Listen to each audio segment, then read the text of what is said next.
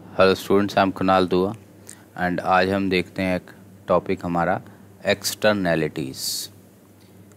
अब इसका सिंपल मतलब क्या है कि एक्सटर्नल वर्ड से बना है ये वर्ड एक्सटर्नैलिटी, यानी कि सिंपल लैंग्वेज में लिख सकते हो करा किसी ने पर इफ़ेक्ट किसी और पे आया। अब वो पॉजिटिव इफ़ेक्ट भी हो सकता है और नेगेटिव इफ़ेक्ट भी हो सकता है, पहली बात। यानी कि इसको पॉजिटिव भी लिख सकते हैं, हम नेगेटिव भी देख सकते हैं। दूसरा, ये इफ़ेक्ट प्रोड्यूसर्स पे भी आ सकता है और यही इफ़ेक्ट कंज्यूमर्स पे भी आ सकता है। तो एक टाइप से हमारे पास चार केसेस हो गए। पॉजिटिव इफ़ेक्ट प्रोड्यूसर पे, कंज्यूमर पे, नेगेटिव इफ़ेक्ट प्रोड्यूसर पे, कंज्यूमर पे। तो चारों का अब हम अलग अलग करके डायग्राम से समझते हैं कि ये है क्या एक्सटर्नैलिटीज़ का। तो स्टार्ट करते हैं। पहले हम केस 1 ले लेते हैं। केस 1 ये ले लेते हैं हम। पहले मान लो फर्म की नज़र से, एक बिजनेसमैन की नज़र से। उससे पहले कुछ बेसिक बातें पता होनी चाहिए कि जो हमारा डिमांड कर्व है, सप्लाई कर्व है, हमने पुरानी क्लासों में पढ़ रखा है कि डिमांड कर्व जो होता है वो होता है डाउनवर्ड स्लोपिंग। ठीक है, ये हो गया हमारा डिमांड कर्व। प्राइस के कंटेक्स्ट में अगर हम बात करते हैं, यहाँ पे प्राइस, नीचे क्वांटिटी, क्योंकि डिमांड कंज्यूमर करता है जो उसको बेनिफिट होता है, और वो ज़्यादा क्वांटिटी तभी लेगा जब उसको प्राइस कम देना पड़ेगा। इसलिए जो डिमांड कर्व है वो डाउनवर्ड स्लोपिंग होता है, और इसको मैं बेनिफिट से वो इसको जोड़ता है अपने, तो इसको बेनिफिट वाला कर्व भी हम बोल सकते हैं। या पुराना अगर तुम्हें याद हो कि हमने पढ़ा था कि डिमिनिशिंग मार्जिनल यूटिलिटी वाला कंसेप्ट, इसीलिए डिमांड कर्व डाउन होता है। तो इसको हम बेनिफिट भी आम लैंग्वेज में बोल सकते हैं कि बेनिफिट वाला कर्व। अब सप्लाई चैप्टर में हमने पुराने टाइम में पढ़ रखा है कि सप्लाई कर्व होता है अपवर्ड स्लोपिंग सप्लाई कर्व, और इसके पीछे कारण होता है क्योंकि धीरे धीरे उसकी कॉस्ट बढ़ती रहती है, इसलिए वो पैसे ज़्यादा मांगता है प्रोड्यूसर। तो सप्लाई कर्व अपवर्ड जाता है, और इसको हम कनेक्ट करेंगे कॉस्ट के साथ, सप्लाई कर्व को। और यहाँ पे इनकी आपस में टक्कर होती है, इंटरसेक्शन पॉइंट, वो बन जाता है मार्केट का प्राइस, और ये आ जाती है मार्केट की हमारी क्वांटिटी। मान लो प्राइस ओपी, क्वांटिटी ओक्यू। यहाँ तक तो हम पुरानी क्लासों में भी देख चुके हैं कि डिमांड कर्व डाउन होता है, सप्लाई अप होता है। सप्लाई कॉस्ट से जुड़ा हुआ है बिजनेसमैन की, और कंज्यूमर की डिमांड बेनिफिट से उसकी जुड़ी हुई है, जो उसको बेनिफिट मिलता है। अब इसी डायग्राम में हम कुछ बातें देखेंगे कि क्यों ये टॉपिक बना और क्या इसके इफ़ेक्ट हैं, डायग्राम कैसा होगा। तो सबसे पहला केस है हमारा, अगर हम देखते हैं नेगेटिव एक्सटर्नैलिटी, अगर हम लें नेगेटिव एक्सटर्नैलिटीज़ और प्रोड्यूसर के ऊपर, जो मेन बातें हैं पहले वो करते हैं। जैसे मान लो कि एक प्रोड्यूसर जो है वो अपना जो भी प्रोडक्ट बनाता है उससे पॉल्यूशन क्रिएट होता है। ठीक है, इसका एग्जांपल हो गया पॉल्यूशन। इसका मतलब वो जितना ज़्यादा प्रोडक्ट बनाएगा, अपनी क्वांटिटी ज़्यादा बनाएगा, उतना पॉल्यूशन ज़्यादा क्रिएट करेगा। चाहे वो रिवर का पॉल्यूशन, पानी का है, एयर का पॉल्यूशन है, किसी भी टाइप का पॉल्यूशन है। तो इसका मतलब वो जो कीमत है उस पॉल्यूशन की, वो सोसाइटी चुका रही है। तो इसको हम नाम बोलेंगे, जो ये पॉल्यूशन से हमें कीमत चुकानी पड़ रही है सोसाइटी को, इसको हमें ऐड करना चाहिए। यानी एक तो है प्रोड्यूसर की कॉस्ट, ठीक है, प्रोड्यूसर की कॉस्ट, उसके अंदर हमें ऐड करनी चाहिए ये पॉल्यूशन वाली कॉस्ट, जो कॉस्ट सोसाइटी को चुकानी पड़ रही है। मान लो एक प्रोड्यूसर प्लास्टिक का काम कर रहा है, अपनी कॉस्ट तो वो वसूल रहा है, पर पॉल्यूशन की कॉस्ट वो नहीं बियर कर रहा, वो सोसाइटी बियर कर रही है। तो इसको हमें जोड़ना चाहिए, तब आएगी असली कॉस्ट उस प्लास्टिक को बनाने की, जिसको हम बोलते हैं marginal social cost. Marginal social cost, इसका मतलब प्रोड्यूसर की कॉस्ट जो है, ये सप्लाई कर्व ये तो है ही है, इसमें पॉल्यूशन कॉस्ट भी जोड़ो। अब पॉल्यूशन कॉस्ट जब हम इसमें जोड़ेंगे, यानी ये सप्लाई कर्व और ऊंचा हो जाएगा। अब क्योंकि कॉस्ट बढ़ रही है, तो उसको ज़्यादा प्राइस चार्ज करना चाहिए क्योंकि कॉस्टिंग ज़्यादा आ रही है। अगर हम सोशल पूरे देश की नज़र से देखें तो इस कॉस्ट कर्व को अब हम ऊपर की ओर यहाँ बढ़ा देते हैं। अब एक बात है, क्योंकि ये मार्जिनल सोशल कॉस्ट कर्व अब हमें बनाना है और इससे पहले हमने ये वाला कर्व बनाया, ये जो है प्रोड्यूसर कॉस्ट वाला। अब ये पॉल्यूशन कॉस्ट इसमें ऐड कर रहे हैं, यानी ऊंचा हो जाएगा कर्व, प्राइस अब उसको ज़्यादा लेना चाहिए। पर दिक्कत यह है कि ये पॉल्यूशन कॉस्ट जितने यूनिट बढ़ते जाएंगे उतनी ये कॉस्ट भी बढ़ती जाएगी। मान लो 1 यूनिट की 1, 2 यूनिट की 2, 3 की 3, 4 की 4, तो ये जो कर्व है इसमें गैप बढ़ता जाएगा। मैं भी बना के दिखाता हूँ। मान लो मैं इसको अलग कलर से ले लेता हूँ। तो ये कर्व है मान लो इस टाइप का। ये देखो पहला गैप यहाँ मान लो 1 रुपये पॉल्यूशन की कॉस्ट है, ये 2 रुपये है, 2 यूनिट पे 3 पे 3, 4 पे 4, ये बढ़ रहा है गैप। तो इसे बोलेंगे हम marginal social cost curve. Marginal social cost, ये हो गया मार्जिनल सोशल कॉस्ट, यानी जो उसकी कॉस्ट थी उसके अंदर हमने पॉल्यूशन की कॉस्ट जोड़ दी। अब ये है नया सप्लाई कर्व। अगर हम एक्सटर्नैलिटीज यानी इसको पॉल्यूशन को जोड़ लें तो अब सप्लाई कर्व है ये, और डिमांड कर्व वही माना है हमने, उसको चेंज नहीं किया। यानी जो पहले इक्विलिब्रियम यहाँ था, ये मान लो था ई पॉइंट, अब वो यहाँ होगा ई डैश पर, यानी कि अब उसको प्राइस ज़्यादा लेना चाहिए पी डैश, और क्वांटिटी कम कर देनी चाहिए, ये आ रही है क्यू डैश। यानी ये तो हो गई मार्केट क्वांटिटी जो वो पहले बेच रहा था, और ये है सोशल नज़र से अगर हम देखें जो बेस्ट क्वांटिटी होनी चाहिए, इसको नाम दे देते हैं हम क्यू स्टार, यानी जो सोशली एकदम बेस्ट या ऑप्टिमम क्वांटिटी है। ठीक है, इसको हम बोल सकते हैं सोशल नज़र से जो एकदम ऑप्टिमम क्वांटिटी है, यानी पब्लिक जो कीमत चुका रही है उसको भी कंसीडर करना है हमें। तो इसको हम लिख लेते हैं सोशल नज़र से देखें तो एकदम ऑप्टिमम क्वांटिटी। अब पर असलियत में देखें तो वो प्रोड्यूसर पॉल्यूशन की कॉस्ट को कंसीडर नहीं करता, यानी ये तो हम अपनी नज़र से देख रहे हैं ई डैश होना चाहिए, पर है तो हकीकत में ई। इसका मतलब सोसाइटी को कुछ लॉस हो रहा है इसके कारण से। अब वो जो लॉस हो रहा है वो एरिया हम निकालते हैं, वो ये मार्केट की जो क्वांटिटी है, असलियत में तो ये हो रहा है, तो यहाँ से हम नापेंगे। इसको अलग कलर से बना लेते हैं, इसको ग्रीन कलर से मान लो बना देता हूँ। तो यहाँ से हम नापेंगे कि जो एक्चुअल में क्वांटिटी मार्केट में प्रोड्यूस हो रही है, वहाँ से एक लाइन लेंगे हम ऊपर इस नए कर्व तक जो हमने नया बनाया है, यानी कि उसको इस क्वांटिटी पे ये प्राइस रखना चाहिए था, पर रखा उसने हुआ है कम, और क्वांटिटी रखनी चाहिए थी क्यू स्टार, रखी हुई है उसने क्यू। इक्विलिब्रियम होना चाहिए था ई डैश ये वाला, पर हो रखा है ई। इसका मतलब ये जो एरिया आ रहा है बीच में, ये सोसाइटी को हो रहा है लॉस। ठीक है, यानी कि इसको मैं ऐसे बोल सकता हूँ, ये जो टक्कर थी इसका नाम रखा था हमने ई स्टार। तो यानी ई स्टार से लेके जो मार्केट क्वांटिटी पे न्यू कर्व के साथ यहाँ टक्कर हो रही है, मान लो इसका नाम रख देता हूँ मैं डी। तो ये जो डेड वेट लॉस है वो हो गया ई डैश से लेके डी, ये जो एरिया आ रहा है, ये मैंने ग्रीन कलर से यहाँ हाईलाइट कर रखा है।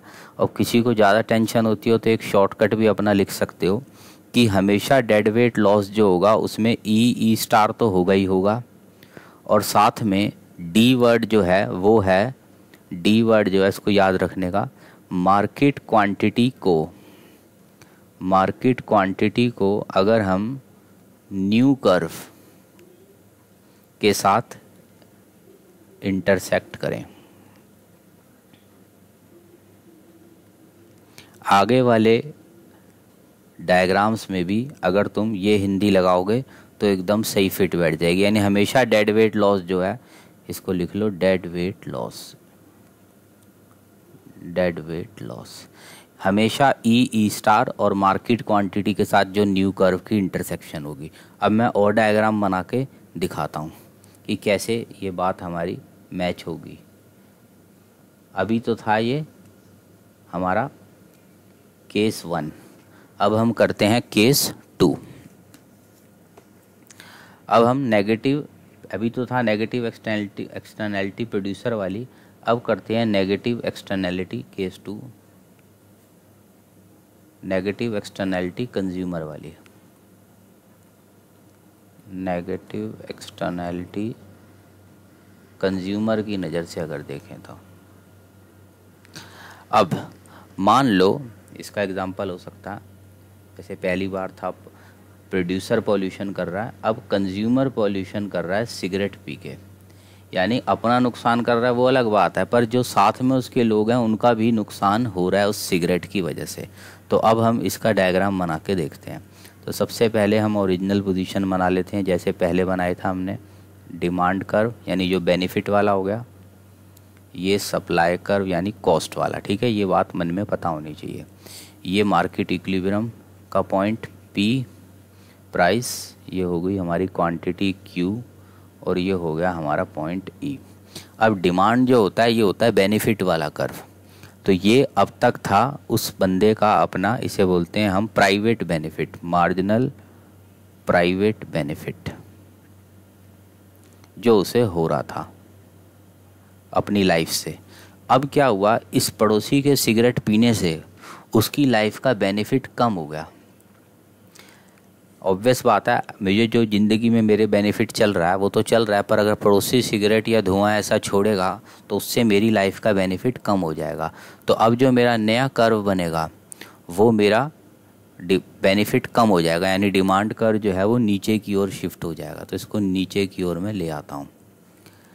ठीक है, और इसका नाम रख देते हैं हम मार्जिनल सोशल बेनिफिट। जो भी हम नए कर्व्स बना देते हैं वो सोशल नज़र से होते हैं, तो मार्जिनल सोशल बेनिफिट। एक्सिस की लेबलिंग वही है, मैंने लिखी नहीं है, प्राइस और क्वांटिटी जो हर बार होती है। तो अब हमारे इकोनॉमिक्स की नज़र से देखें तो इक्विलिब्रियम यहाँ होना चाहिए था ई स्टार पे, ई डैश, यानी प्राइस होना चाहिए था पी डैश, और क्वांटिटी होनी चाहिए थी, ये बेस्ट क्वांटिटी को नाम देंगे हम क्यू स्टार। पर हकीकत में इक्विलिब्रियम है ई, यानी अब सोसाइटी को लॉस हो रहा है। फॉर्मूला वही है डेड वेट लॉस निकालने का, ई, ई स्टार, ई डैश, और साथ में जो डी पॉइंट होगा, डी पॉइंट का मैंने पहले भी देखो अभी हिंदी लिखी थी, मार्केट क्वांटिटी के साथ न्यू कर्व को इंटरसेक्ट करो। मार्केट क्वांटिटी के साथ, ये रही market quantity, new curve red colour वाला होता है, ये रहा, इंटरसेक्ट करो, ये इंटरसेक्ट कर दिया, तो ये हमारा पॉइंट आ गया डी, और ये होता है हमेशा हमारा डेड वेट लॉस। ई स्टार, ई स्टार या ई डैश जो भी बोल लो इसको, और डी, तो ये हो रहा है सोसाइटी को डेड वेट लॉस, क्योंकि प्राइस होना चाहिए था पी डैश पर इस वक्त है पी, क्वांटिटी होनी चाहिए थी क्यू स्टार पर वो है क्यू, तो ये सोसाइटी को लॉस हो रहा है। अब देखते हैं केस नंबर 3, आगे चलते हैं। अब कंज्यूमर का ले लेते हैं पहले, चलो। पॉजिटिव एक्सटर्नैलिटी कंज्यूमर की नज़र से, मान लो मेरे पड़ोसी ने किसी बीमारी का कोई वैक्सीन या फ्लू का कोई फ्लू शॉट या वैक्सीन ले ली। अब जितने हमारे पड़ोसी वैक्सीन या ये फ्लू शॉट्स लेंगे उतना हमारे बीमार होने का चांस कम हो जाएगा, यानी हमारी लाइफ में बेनिफिट बढ़ेगा, क्योंकि हमारे पड़ोसी बीमारी नहीं फैलाएंगे तो हम में बीमारी होने का चांस कम है। तो फिर से वही करते हैं, डायग्राम बना लेते हैं। पहले मार्केट का बनाना है, सिंपल तरीका वही, डिमांड सप्लाई की टक्कर, ये प्राइस पी, ये मार्केट क्वांटिटी क्यू। अब ये जो डिमांड होता है ये है उसका प्राइवेट बेनिफिट, ठीक है, वही जो हमने पहले लिखा था, मार्जिनल प्राइवेट बेनिफिट, अपने लेवल पे जो मेरी लाइफ में बेनिफिट चल रहा है पर्सनल। पर अब मेरे पड़ोसी की वैक्सीन लेने से मेरी बीमार होने का जो प्रोबेबिलिटी है वो कम हो गई, यानी मेरी ज़िंदगी में सेटिस्फेक्शन बैठे बैठे बढ़ गई, तो मेरा बेनिफिट हो गया। तो अलग कलर से इसको हम रेड कलर से न्यू कर्व्स बनाएंगे, तो वो बढ़ गया, यानी डिमांड को ऊपर की ओर ले जाओ, बढ़ गया। ये डिमांड मेरी न्यू वाली होगी, जिसे हम हमेशा बोलते हैं सोसाइटी की नज़र से, यानी marginal social benefit. Social benefit तो ये ऊपर की ओर चला गया, तो यानी इंटरसेक्शन डिमांड सप्लाई की यहाँ हो रही है ई डैश या ई स्टार, कुछ भी बोल लो। ये आ गया पी डैश, पी स्टार, जो कुछ लिखना हो लिख लो। ये आ गया हमारा क्यू स्टार। अब डेड वेट लॉस इससे कितना हुआ, फॉर्मूला वही होता है ई डैश डी, और डी का मतलब क्या होता है फिर चेक करो पिछले पेज में। मार्केट क्वांटिटी न्यू कर्व को कहाँ काट रही है, तो चेक करते हैं। मार्केट क्वांटिटी ये रही ओ क्यू, न्यू कर्व को, न्यू कर्व रेड कलर वाला होता है, ये चेक कर लेते हैं, ग्रीन कलर से बना लेते हैं। यहाँ ये न्यू कर्व को यहाँ काट रही है, तो इसको नाम देना है तुम्हें डी। हिंदी वही है, बार बार नोट करते रहो चाहो तो। फॉर्मूला डेड वेट लॉस का यही होता है हमेशा, dead weight loss, same formula. और इसके पीछे का लॉजिक वही है, हम चाहते हैं ई स्टार पे हो, इक्विलिब्रियम है ई, हम चाहते हैं क्वांटिटी क्यू स्टार पे हो, क्वांटिटी है क्यू, जिसकी वजह से हमेशा डेड वेट लॉस सोसाइटी को हो रहा है। ये आ गया ई डैश डी। अब लास्ट केस रह गया पॉजिटिव एक्सटर्नैलिटी प्रोड्यूसर वाली, वो करते हैं फोर्थ, पॉजिटिव एक्सटर्नैलिटी प्रोड्यूसर वाली, यानी प्रोड्यूसर को बैठे बैठे कुछ बेनिफिट मिल गया। अब इसका एग्जांपल हो सकता है, मान लो गवर्नमेंट ने एक हाईवे बना दिया, एक नया, या फिर मान लो कोई ब्रिज वगैरह बना दिया, कोई पहले घूम के रास्ता था, अब गवर्नमेंट ने उसको शॉर्ट कर दिया, कोई नदी वगैरह थी ऊपर से ब्रिज डाल के रास्ता शॉर्ट कर दिया, तो इससे प्रोड्यूसर को बैठे बैठे फ़ायदा होगा। देखो एक्सटर्नैलिटी का मतलब ही यही होता है, हमने कुछ नहीं किया पर हमें उसका फ़ायदा या नुकसान मिला है, तो अभी हम पॉजिटिव देख रहे हैं, यानी फ़ायदा मिला है प्रोड्यूसर को। तो ये हो गया हमारा नॉर्मल सप्लाई कर्व, ये हो गया हमारा नॉर्मल डिमांड कर्व। अब क्योंकि प्रोड्यूसर को उसकी कॉस्ट कम हो गई, प्रोड्यूसर की कॉस्ट कम हो गई, तो वो कम कॉस्ट पे, अपने कम प्राइस पे भी माल बेच सकता है, क्योंकि पहले वो उसका ट्रक ट्रांसपोर्ट का खर्चा ज़्यादा आता था, उसको घूम के जाना पड़ता था।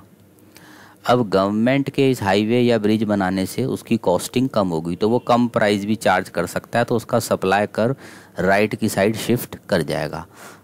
तो अलग कलर से बना लेते हैं इसको, ये बना लेते हैं सप्लाई कर्व नया वाला, ठीक है। क्योंकि सोशल नज़र से है, बार बार कह रहा हूँ, जब भी सोशल नज़र आता है तो वर्ड हो जाता है social, marginal social cost.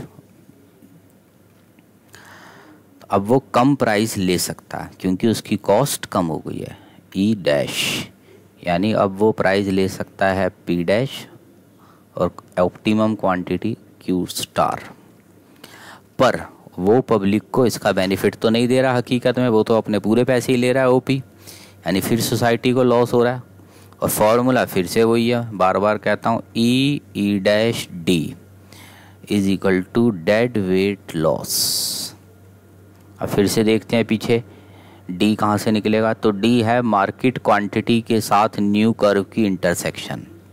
Market quantity ये है क्यू, न्यू कर्व ये रहा इंटरसेक्शन पॉइंट, तो यहाँ से इसको हम मार्क कर लेते हैं पॉइंट डी। अब निकाल लो dead weight loss, E dash और डी, ये रहा आ गया डेड वेट लॉस। यानी कि कुल मिला के मार्केट के हिसाब से जो प्राइस क्वांटिटी निकलती है वो अलग है, और सोसाइटी के हिसाब से जो सोशल होना चाहिए वो अलग है, और इसी की वजह से सोसाइटी को कुछ लॉस होता है जिसे हम बोलते हैं डेड वेट लॉस। तो ये आपके कॉलेज में क्वेश्चंस 4 केस हैं, कोई ना कोई बनाया जा सकता है इस टॉपिक के ऊपर। तो आज की क्लास में यहीं तक रखते हैं, नेक्स्ट क्लास में हम कुछ और आगे देखेंगे, ठीक है। Thank you.